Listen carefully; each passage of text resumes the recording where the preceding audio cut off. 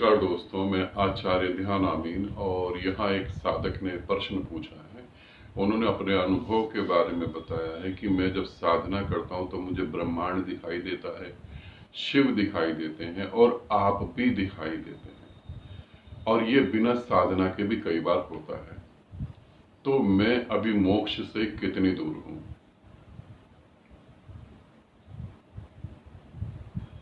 आप सभी साधक जो मुझसे जुड़े हैं वो भी, जो मुझसे नहीं जुड़े हैं वो भी, इस बात को समझने की कोशिश करेंगे। आपको ब्रह्मांड दिखाई देता है, आपको शिव पार्वती भी दिखाई देते हैं, आपको मैं भी दिखाई देता हूं। क्या आप मोक्ष के कितना करीब हैं या कितना दूर हैं? ग्रंथ तो कहेंगे जिनको ब्रह्मांड दिखाई दे रहा है वो मोक्ष को प्राप्ति ही हो गए। अब बचा ही क्या? जिसको शिव के दर्शन हो गए अब बचा ही क्या? मुक्ति हो गई।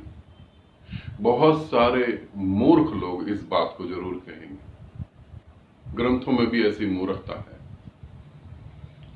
मगर जो मैंने देखा वो मैं तुम्हें बता रहा हूं। अगर किसी साधक को ब्रह्मांड दिखाई देता है, किसी साधक को शिव दिखाई देते हैं और किसी साधक को मैं भी दिखाई देता हूं, तो वो मुक्ति से कितनी दूर है? ये हो सकता है कि तुम्हारे मन की ये कल्पना ही हो और तुम मुक्ति से बहुत दूर हो। यहां मैंने ऐसे ऐसे साधक देखे हैं जिनको ऐसा आभास होता है कि मैं उनके शरीर में हूं और वो मेरे शरीर में है, मगर ऐसा आभास होने के बाद भी उनके जीवन में कोई परिवर्तन नहीं होता। वासना से वैसे ही पीड़ित होते हैं, क्रोध में वैसे ही जीते हैं, सारी चीजें वैसे ही हो रही होती हैं।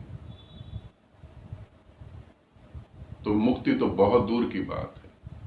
जो आपको अनुभव हो रहे हैं, इसे बहुत ईमानदारी से आप अपने जीवन में देखना। क्या आपको अब भी क्रोध आ रहा है? क्या आपको अब भी वासना परेशान कर रही है? क्या आपको अब भी भय लग रहा है, इनसिक्योरिटी लग रही है?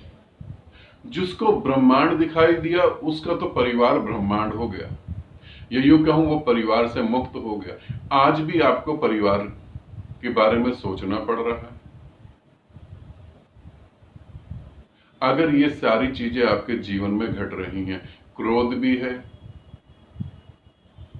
ईर्ष्या भी है, वासना भी है, भय भी है, इनसिक्योरिटी भी है, तो आपकी कहीं कोई गति नहीं हुई। जहां से आप चले थे वहीं पर हैं आप, कोई गति नहीं हुई। चीजों को थोप लेने के बाद परिवर्तन नहीं होता। गंदगी पे तुम गुलाब के फूल चिपका दो, इसका मतलब गंदगी खत्म नहीं हो गई। सत्य तत्व तुम्हारे भीतर है, तुम जान सकते हो मैं मुक्ति के कितना करीब हूं और कितना दूर हूं, क्योंकि मैंने ऐसे बहुत सारे साधकों को गिरते हुए देखा है। तो इससे अच्छे से समझना, अगर तुम साधना कर रहे हो और तुम्हें यह लगता है कि इसी जन्म में तुम्हें परमात्मा को उपलब्ध होना है, तो ये अच्छे से गहराई से देखना। आज भी तुम बंधनों में बंधे हुए हो,